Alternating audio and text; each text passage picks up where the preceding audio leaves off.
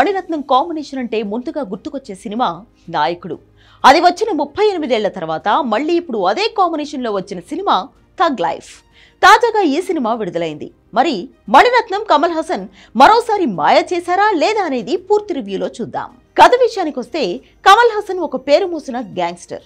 ఆయన కోసం జరిగిన పోలీసు కాల్పుల్లో శింబు తండ్రి మరణిస్తాడు. తన వల్ల ఆ కుర్రాడు అనాథ అయిపోయాడు అని చెప్పి చిన్నప్పటి నుంచి సొంత తమ్ముళ్లా పెంచుకుంటాడు. అయితే మాఫియాలో సొంత వాళ్ళు అంటూ ఎవరూ ఉండరు. కమల్ చుట్టూ ఉన్నవాళ్లు శింబులో విషాన్ని నింపుతారు. మీ నాన్నను చంపింది ఆయన అని చెప్తారు. దాంతో సొంత అన్నయ్యలా ఉన్న కమల్ హాసన్ను చంపడానికి బయలుదేరుతాడు శింబు. అక్కడితో ఆకుండా కమల్ ప్రియురాలు త్రిషను కూడా తన దగ్గరకు తెచ్చుకుంటాడు. కమల్ చచ్చిపోయాడు అనుకుని ఆ సామ్రాజ్యాన్ని మొత్తం తన స్వాధీనం చేసుకుంటాడు. కానీ ఊహించని విధంగా మళ్లీ తిరిగి వస్తాడు కమల్ హాసన్.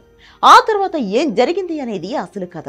స్క్రీన్ ప్లే విషయానికి వస్తే ఒకప్పుడు మణిరత్నం సినిమా అంటే ఎలా ఉన్నా చూడాలి అనిపించేది.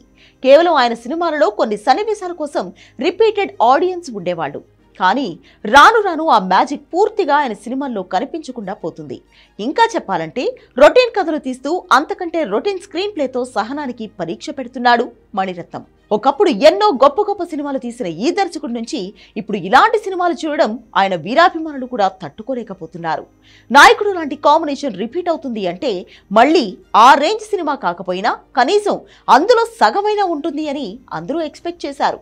కానీ థగ్ లైఫ్ చూసిన తర్వాత అసలు ఈ సినిమా తీసింది మణిరత్నమేనా అనే అనుమానాలు చాలా మందికి వస్తాయి. కనీసం ఒక్కటంటే ఒక్క సీన్ కూడా ఆసక్తికరంగా లేదు అంటే నమ్మడానికి కష్టమే. ఏదో చుట్టేశారు అనేలా ఉంటుంది ఈ cinema. First half second half అని తేడా లేదు. కథ ఎక్కడ మొదలై ఎక్కడ ఎండ్ అవుతుందో కూడా అర్థం కాదు.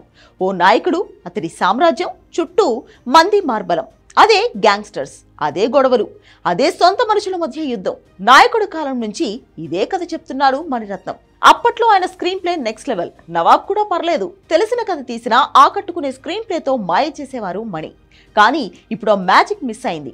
థగ్ లైఫ్ మాత్రం భరించలేం. చాలా నెమ్మదిగా సాగే స్క్రీన్ ప్లే మన సహనానికి పరీక్షే. నటీనటుల విషయానికి వస్తే కమల్ హాసన్ నటన గురించి కొత్తగా ఏం చెప్పాలి? ఏ పాత్ర ఇచ్చినా ఆయన అందులో పరకాయ ప్రవేశం చేస్తారు. అలాగే శింబు కూడా తన పాత్రకు న్యాయం చేశాడు. త్రిష క్యారెక్టర్ కాస్త డిఫరెంట్ గా ఉంటుంది. అభిరామి ఓకే, తనికెళ్ల భరణి, నజర్, ఐశ్వర్యలక్ష్మి, అశోక్ సెల్వన్, జార్జ్ ఇలా చాలా మంది స్టార్స్ ఉన్నారు సినిమాలో. కానీ ఎవరిని సరిగ్గా వాడుకోలేదేమో అనిపించింది. టెక్నికల్ టీం విషయానికి వస్తే ఏఆర్ రెహమాన్ బ్యాక్గ్రౌండ్ స్కోర్ బాగానే ఉంది, కానీ పాటలు మాత్రం అస్సలు ఆకట్టుకోలేదు.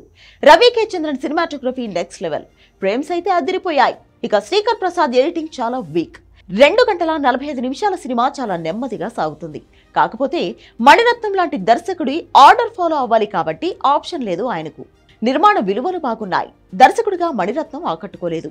తన నవాబ్ సినిమానే మళ్లీ తీసినట్లు అనిపిస్తుంది. ఓవరాల్ గా థగ్ లైఫ్ లేని థగ్స్.